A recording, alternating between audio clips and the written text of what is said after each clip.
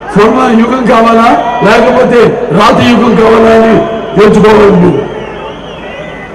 రేపు జరుగుతున్న ఎన్నికల్లో మరి ఇవన్నీ కూడా దృష్టిలో పెట్టుకుని మీరంతా తరతమ వేయడం అన్ని పెట్టడానికి జాతి లేదు, మాంసానికి మతం లేదు, చర్మానికి కులం లేదు, వాటిలన్నిటికీ అతీతంగా మళ్ళీ మన గత వైభవాన్ని పునరావృతం చేసుకోవడానికి మళ్ళీ మన భవిత, మన రాష్ట్ర భవిత, అలాగే మన భావి తరాల భవితను దృష్టిలో ఉంచుకుని మనమంతా ఉద్యమించవలసిన అవసరం ఉంది. కాబట్టి మీరంతా కూడా పురగలుతున్న ఉత్సాహంతో ఈనాడు అందరూ ఇక్కడ శక్తిగా ఒక సంఘటిత శక్తిగా ఇక్కడ ఉన్నారో అలాగే ఇదే సంఘటిత శక్తిగా మీరంతా రేపు రానున్న ఎన్నికల్లో మీ యొక్క ఎందుకంటే ఈ యొక్క ప్రజాస్వామ్యంలో ఈనాడు మలుచుకున్న ఆయుధం ఓటు. ఆ ఓటుని సద్వినియోగపరుచుకుని మీ ఉద్దేశాన్ని ప్రతిబింబించేసే ప్రజాస్వామ్యాన్ని సంరక్షించే సరైన ప్రతినిధి ఎన్నుకోవడం, సమాజ స్థాపన కోసం, అలాగే సమాజంలో ఉన్న వ్యత్యాసాలను తొలగించడం కోసం, అలాగే ఈ యొక్క సామాజిక న్యాయం అందరికీ అందిపుకోవడం కోసం వినియోగించవలసిన పరమ పవిత్రమైన సాధనం. దాన్ని మీరు వెలగట్టో లేకపోతే కొద్దు పెట్టో మీ యొక్క స్వార్థాలకి, మీ యొక్క స్వప్రయోజనాలకి దాన్ని వినియోగించుకున్నారో మీ ఓటుని మీరు దుర్వినియోగపరుచుకున్నట్టు అవుతుంది. మీ యొక్క స్వాతంత్రాన్ని, ప్రజాస్వామ్యాన్ని హత్య చేసినట్టు అవుతుందని మీ అందరూ తెలియజేసుకుంటూ పార్టీకి ఒకప్పుడు చరిత్ర చరిత్ర పుట్టులోకి వెళ్ళినప్పుడు అనిపిస్తుంది నాకు, మనం ఎందుకు చెప్పాను మన చరిత్ర జరిగినాయి. అలాగే శాతకర్ణి, గౌతమి బుద్ధ శాతకర్ణి అతను అప్పుడు అన్నాడు, మీరంతా ఇంతవరకు దీన్ని మన ఉనికిని కాపాడుకున్నాము, ఇక మన ఉనికిని చాటుకుంటాము. ఇవాళ రెండు ఉన్నాయి, మన ఉనికిని కాపాడుకోవాల్సిన అవసరం ఉంది మనకి, అలాగే మన ఉనికిని కూడా మనం చాటుకోవాల్సిన అవసరం ఉంది. కాబట్టి ఇవన్నీ దృష్టిలో పెట్టుకుని రేపు ఎన్నికల్లో మీరంతా కూడా మీ యొక్క పవిత్రమైన విలువైన ఓట్లను మన సైకిల్ గుర్తుకే వేసి మరి ఇక్కడ అందరూ సామాన్యులు కాదు, బాగా తలపండిన ఇది రాజకీయాల్లో. రాజకీయం అంటే ఏంటి? రాజకీయం అంటే ప్రజా సేవ. ఇలా ఫైల్స్ తోచుకోవడం, కోర్టు నుంచి కాకాని గవర్నమెంట్ కాకమ్మ గురించి చెప్పే ఫైల్స్ ఏదో ఇప్పుడు మన ఈ యొక్క నెల్లూరు పట్టణాన్ని మనం ఎంతో అభివృద్ధి చేయడం జరిగింది. ఇక్కడ వాళ్ళు సుమారుగా ఈ యొక్క నెల్లూరు కార్పొరేషన్ పరిధిలోనే సుమారు 2644 కోట్ల రూపాయలతో సుమారుగా 47,966 ఇళ్ళు నిర్మించడం జరిగింది. అలాగే నెల్లూరు నగర ప్రజల యొక్క చిరకాల కోరిక అండర్ డ్రైనేజ్ వ్యవస్థ. దానికోసం మరి ఆనాడు తెలుగుదేశం అధికారంలో ఉన్నప్పుడు 581 కోట్ల రూపాయలతో దాన్ని మొదలు పెట్టడం జరిగింది. 90% అయిపోయింది. కానీ ఇప్పుడున్న ఈ ప్రభుత్వం దాన్ని పూర్తి చేసే పాపానికి బాలేదు.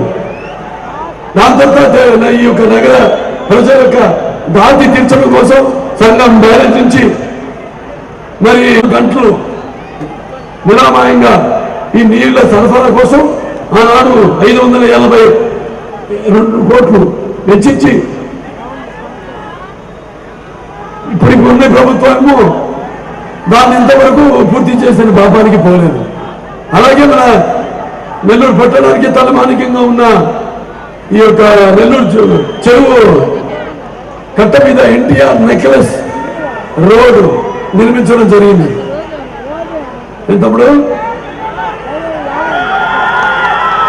అలాగే ఇక్కడ ఎంతో ఈ రొట్టెల పండుగ బాషాది ఏదైతే ఉందో దర్గా దాని అభివృద్ధి కోసం మరి ఆనాడు 20 కోట్ల రూపాయలు వెచ్చించడం జరిగింది. అలాగే ఈ యొక్క 16 కోట్లతో ఈ యొక్క ప్రతిష్టాత్మకమైన రంగనాథ స్వామి గుడి ఘాటు నిర్మాణం అయితే శివాలయం కోనేరు యొక్క అభివృద్ధి చేయడం అయితే జరిగింది. అలాగే నగర ప్రజల ఆహ్లాదం కోసం 56 కోట్ల రూపాయలతో ఒక 100 పార్కులు మొత్తం ఇక్కడ పట్టణంలో నిర్మించడం జరిగింది, అభివృద్ధి చేయడం జరిగింది. అలాగే అనేక సామాజిక వర్గాల కోసం ఇక్కడ ఈ యొక్క భవనాన్ని ఏర్పాటు చేయడం జరిగింది. అలాగే ప్రభుత్వ పాఠశాల విద్యార్థులకు 3582 బెంచీలు పంపిణీ చేయడం జరిగింది. ఇలా చేసుకుంటూ అభివృద్ధి అలాగే సంక్షేమం రెండు కళ్ళలాగా చేసుకుంటూ వచ్చాము. ఈ యొక్క ప్రభుత్వం వచ్చింది, చేసింది ఏమీ లేదు, శూన్యం అంతా చెప్పాను వివరంగా.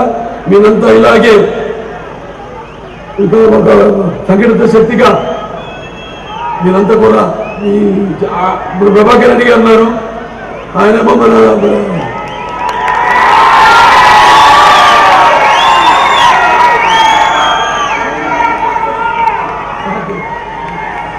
రెడ్డి గారు ఆయన ఇక్కడ వైకాపా ఎమ్మెల్సీఏ, ఆవిడ కూడా అప్పుడు టీటీడీ బోర్డు మెంబర్.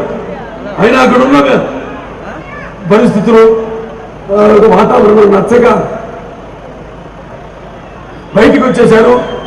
వాళ్ళు మరి ఆల్రెడీ ఎంతో ప్రజాసేవలో వాళ్ళు చేస్తూనే ఉన్నారు. ప్రజాసేవ ఉదయగిరిలో మరి అక్కడ చూడండి రైతు బాధితులకి అక్కడ ఈ యొక్క సురక్షిత తాగు నీరు మినరల్ వాటర్ ప్లాంట్లు సుమారుగా మొత్తం జిల్లాలోనే ఒక 150 ప్లాంట్లు పెట్టుంటారు.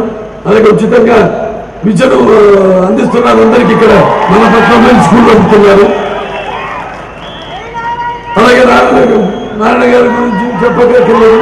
నారాయణ కాలేజ్ ఇన్స్టిట్యూట్స్ నడుపుతున్న ఎంతో అనుభవం ఉన్న, ఇంతకుముందు మన ఈ యొక్క సిఆర్డిఏ ఏదైతే ఉందో మన అమరావతి డెవలప్మెంట్ కోసం దాన్ని మొత్తం రూపకల్పన చేసి మరి దాన్ని ఒక రాజధాని అభివృద్ధి కోసం అయితేనేమి, మిగతా అన్ని ప్రాంతాల అభివృద్ధి కోసం అయితేనేమి ఎంతో కృషి చేసిన అనుభవం దేశాలే. సో వాళ్ళని ఆశీర్వదించవలసిందిగా రేపు ఎన్నికల్లో వాణి అత్యధికమైన మెజారిటీతో అఖండమైన విజయాన్ని చేకూర్చవలసిందిగా ప్రజాస్వామ్యానికి, మీ యొక్క భవితకు, రాష్ట్ర భవితకు, భావితరాల భవితకు అందించవలసిందిగా కోరుకుంటూ మరి ఎంతో అభిమానం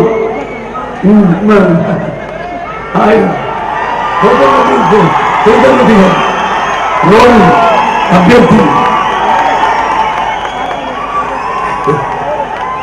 మీ అభిమానంలో ఆయన కూడా ఒకరు. మీ అభిమానం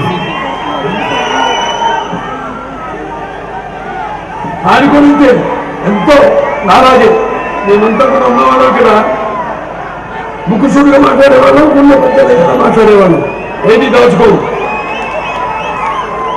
దాచుకున్నారని కాదు, మేము కొంతమంది ముక్కుసూడిగా మాట్లాడేందుకు ఏమున్నా కూడా. అలాగే అదే నచ్చి ప్రజల్లో మాకున్న ఈ స్వభావం, మా యొక్క అంకిత భావం అయితేనేమి, ప్రజాసేవ చేయాలన్న అంకిత భావం అయితేనేమి, అకుంఠ దీక్ష అయితేనేమి,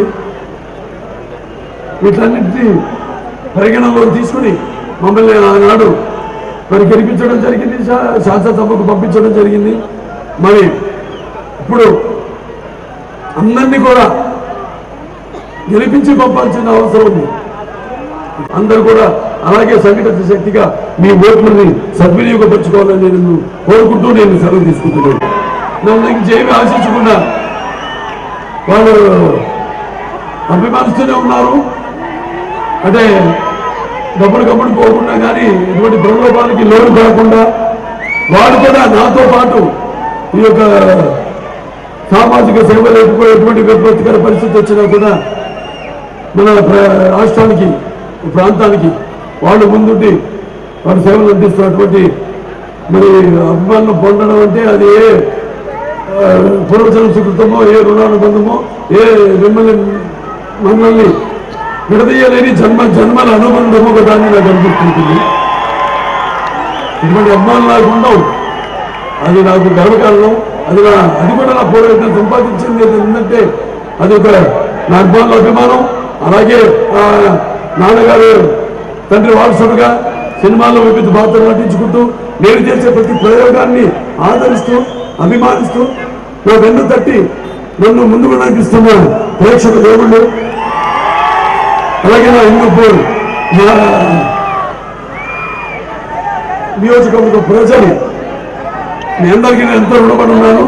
ఇక ముందు ఇంకెంతో ఉంది రుణం తీర్చుకోవాల్సింది, తీర్చుకుంటాం అని తెలియజేసుకుంటూ నేను సెలవు తీసుకుంటున్నాను. ఈ వీడియో కనుక మీకు నచ్చినట్లయితే లైక్ చేయండి, షేర్ చేయండి, కామెంట్ చేయండి మరియు సబ్స్క్రైబ్ చేయండి. చూస్తూనే ఉండండి లిమ్రా టీవీ.